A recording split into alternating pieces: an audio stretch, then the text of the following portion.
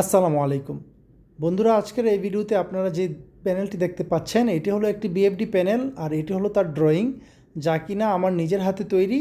এবং এই ড্রয়িং অনুযায়ী এই বিএফডি প্যানেলটিকে কিভাবে বানানো হয়েছে সেটি স্টেপ বাই স্টেপ আপনাদেরকে দেখানোর চেষ্টা করব এবং ড্রয়িং এবং প্যানেল সম্পর্কে আইডিয়া দেওয়ার চেষ্টা করব। তাহলে চলুন শুরু করা যাক।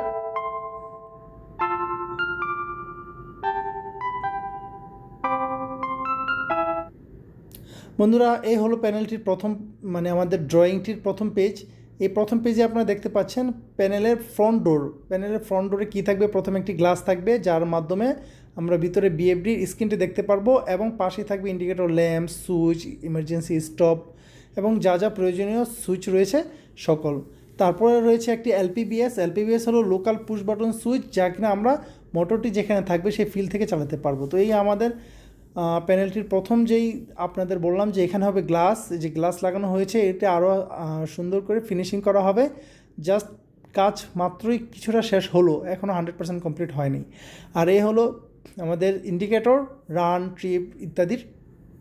আর এই হলো আমার প্যানেলটি তিনটে জায়গায় কাজ করবে। এক হলো ডিসিএস লোকাল, তারপরে আমার এখানে লোকাল, এই দুটার পরে আমরা লোকালে যদি পারমিশন দেই তাহলে প্যানেলে নাকি এলপিবিএসে কাজ করবে সেটি। এই হলো এলপিবিএসটি, যা কিনা আমাদের ফিল্ডে মোটরের পাশাপাশি অবস্থান করবে। এই হলো আমাদের মোটরটি, যে মোটরটিকে আমরা বিএফডির মাধ্যমে চালাবো। এই মোটরের পাশাপাশি আমাদের এলপিবিএসের অবস্থান থাকবে, যা কিনা হবে ফিল্ডে, প্যানেল থেকে অনেক দূরে। তো আমরা এক ডিসিএস থেকে, তারপরে প্যানেল থেকে এবং এলপিবিএস থেকে চালাতে পারি। আর প্যানেল থেকে তো যদি চালাতে চাই তাহলে এখানে হলো স্টার্ট, তারপরের বাটন হলো স্টপ, তারপর স্পিড ইনক্রিজ, স্পিড ডিক্রিজ, আর হলো রিসেট। আমরা স্পিড ইনক্রিজ বাটনের মাধ্যমে করতে পারি, আবার সেট পয়েন্টের মাধ্যমে করতে পারি। আর এটা হলো ইমার্জেন্সি স্টপ। এই হলো আমাদের কমপ্লিট প্যানেল। প্যানেলের ফ্রন্ট সাইডটি, আমরা এখন প্যানেলের ভিতর সাইডটি দেখব। আর এ হলো ভিতর থেকে আমাদের যে ওয়্যারিংগুলো কীভাবে করা হয়েছে তার একটি নমুনা। আমরা আরও সুন্দর করে ড্রেসিং পরবর্তীতে করব, এখন ট্রায়াল চলতেছে। তো এ হলো আমাদের প্যানেলের ভিতরের অংশ, যেখানে প্রথমে রয়েছে বিএফডি ডান দিকে, তারপর বামে রয়েছে আমাদের এর জন্য কন্ট্রোলিংয়ের যে ডিভাইসগুলো রয়েছে, এমসিবি, তারপর হলো সিগন্যাল আইসোলেটর, তারপর রয়েছে আমাদের কিছু অক্সিলিয়ারি এমসি, এগুলো হলো আমাদের সিগন্যাল আইসোলেটর এটা। তারপর নিচে যে দেখতে পাচ্ছেন K012 ইত্যাদি, এটা হলো আমাদের অক্সিলিয়ারি এমসি। এর পরিবর্তে আপনারা চাইলে রিলেও ব্যবহার করতে পারেন। তারপরেই রয়েছে আমাদের সিগন্যাল আইসোলেটর দুটি, আর এখানে রয়েছে আমাদের সব কানেক্টর। এই হলো বিএফডিটি, সম্পূর্ণ বিএফডিটি, যা আমাদের ডান পাশে ড্রয়িং অনুযায়ী দেখতে পাচ্ছেন। আর বাম পাশে রয়েছে প্রথম আমাদের যেসব ব্রেকার রয়েছে এমসিবি, সেই ব্রেকারগুলো রয়েছে। আর তারপরে দাপে নিচে হলো আমাদের অক্সিলারি এমসি।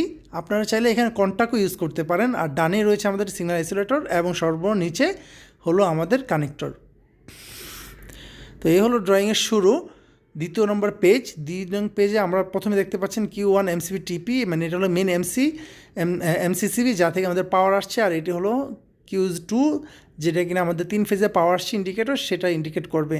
তারপরে রয়েছে আমাদের বাকি এমসিগুলো। তো এখানে দেখতে পাচ্ছেন আপনারা এই যে এমসিগুলো, এখানে আমাদের টোটাল রয়েছে 5টা এমসি, তার মধ্যে 2টি হলো এমসিবি। প্রথম এমসিবিটি হলো আমাদের ইন্ডিকেটরের জন্য, দ্বিতীয় এমসিবিটি হলো আমাদের প্যানেলের লাইট এবং কুলিং ফ্যানের জন্য।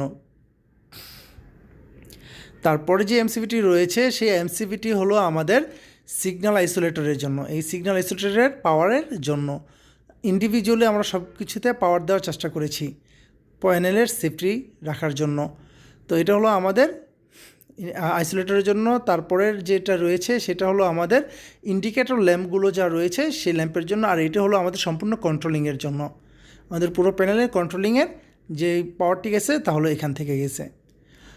তো বন্ধুরা, আমরা এখন চলে আসি বিএফডিকে ওয়্যারিংটা আছে সেটা দেখানোর জন্য। তো এখানে দেখতে পারতেছেন L1, L2, L3 আর হলো UVW, এগুলো হলো আমাদের আমাদের স্নাইডার বিএফডিটির কানেকশন টার্মিনাল। তো আমাদের যে এখানে প্রথম এটা হলো L1, L2, L3তে ইনপুট এসে কানেকশন হয়েছে।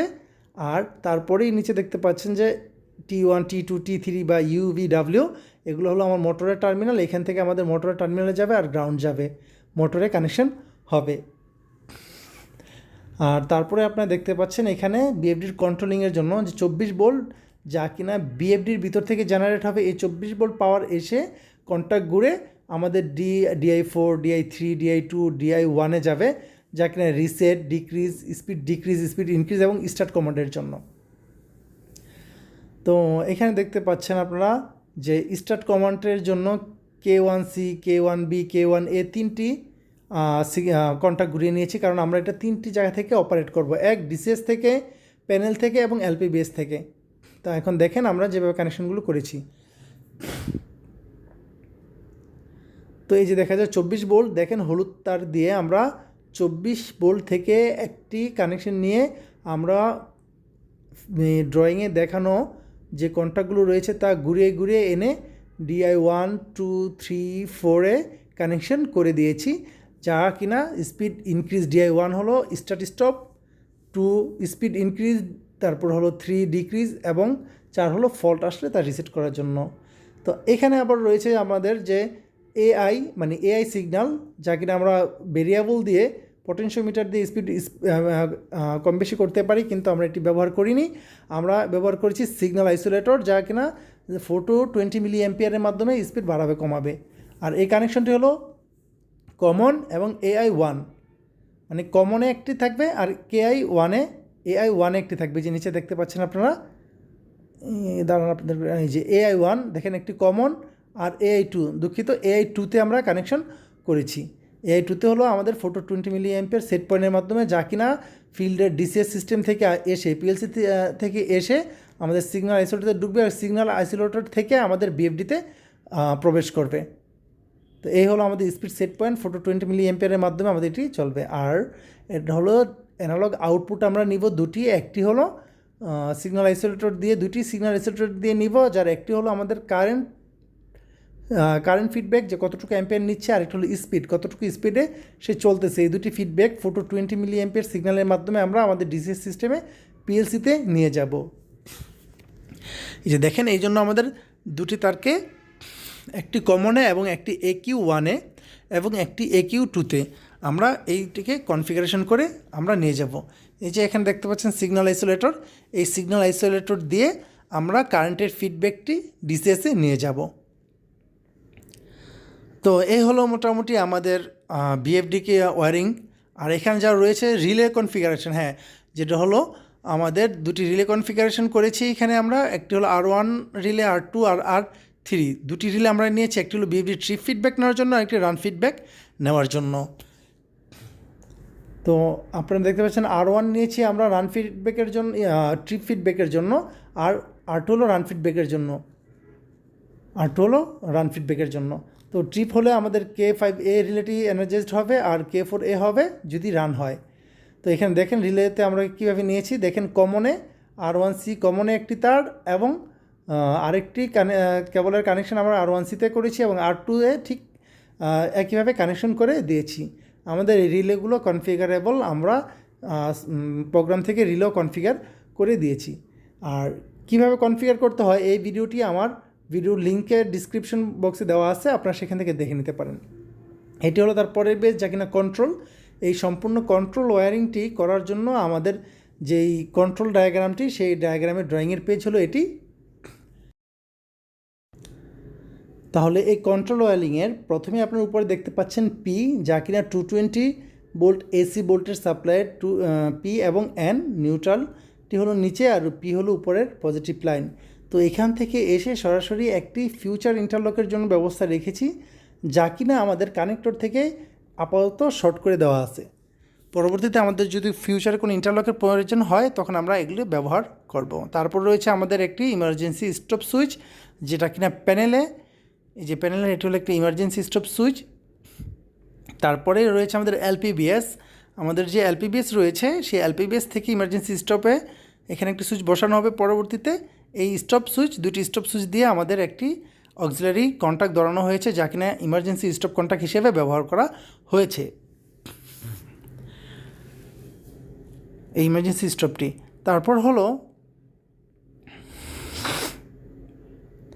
তারপর দেখেন পরবর্তীতে আরেকটি এখানে চলে আসছে আমাদের হলো MCCV, যে MCCVটি রয়েছে সে MCCVটি যদি অন করা হয় তার অক্সিলারি কন্ট্যাক্ট দিয়ে এসে আমাদের এই এমসিটি এনার্জাইজড হবে। যে এই Q1 MCCV TP যেটি আছে এর অক্সিলারি কন্ট্যাক্ট দিয়ে আমাদের এটি এনার্জাইজড হবে, যা থেকে আমরা বুঝতে পারবো যে আমাদের সিভিটি অন হয়েছে।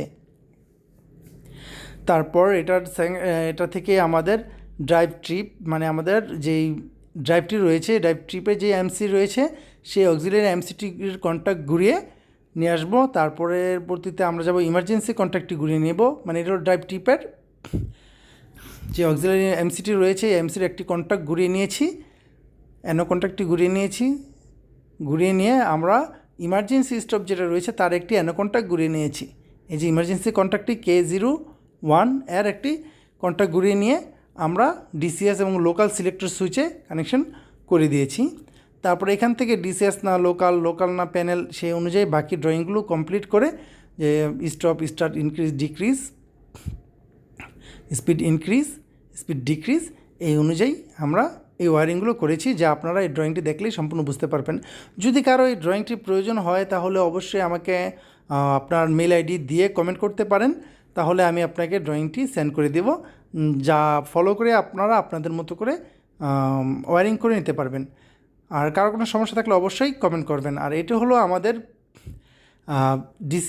ডিসিএসের ফিডব্যাকের জন্য, যার যে ফিডব্যাকগুলো আমরা ডিসিএসে নেব, মানে কমান্ডগুলো VFD on feedback, trip feedback, CB on feedback, এই ফিডব্যাকগুলো এখান থেকে আমরা ডিসিএসে নেব। এটা হলো সেই পার্ট যে এখান থেকে একটা কন্ট্যাক্ট ঘুরিয়ে নিব আমরা ডিসিএসে ফিডব্যাক নেওয়ার জন্য শুধুমাত্র এই পেজটি। তারপরে যে পেজটি রয়েছে এগুলো ইন্ডিকেটরের, আমাদের যে ইন্ডিকেটর ল্যাম্পগুলো রয়েছে সেগুলো কীভাবে কানেকশন হবে এখানে দেওয়া আছে, যে লোকাল মোড সিলেক্ট করলে লাইট জ্বলবে, এই যে সব ইন্ডিকেটরগুলো, এই ইন্ডিকেটরগুলোর ওয়ারিং ডায়াগ্রাম এখানে দেওয়া আছে। তারপরে যে পেজটি রয়েছে সেটি হলো আমাদের ওই এলপিবিএসের কানেকশান। আমাদের এলপিবিএস থেকে আমাদের কি কমান্ড যাবে, কি ইন্ডিকেটর এখানে থাকবে এবং কি পুশ বাটন সুইচ থাকবে এবং এর জন্য কতগুলো ওয়্যার লাগবে তার একটি ক্যালকুলেশন। তো এই হলো মোটামুটি আমাদের এই ড্রয়িং অনুযায়ী আমাদের তৈরি করা প্যানেলটি। এই হলো সম্পূর্ণ প্যানেলটি। যদি কারো লাগে অবশ্যই কমেন্ট করতে পারেন, আর কারো কোনো প্রশ্ন থাকলে অবশ্যই কমেন্ট করতে পারেন। তো আসসালামু আলাইকুম বন্ধুরা, আল্লাহ হাফেজ আজকের জন্য।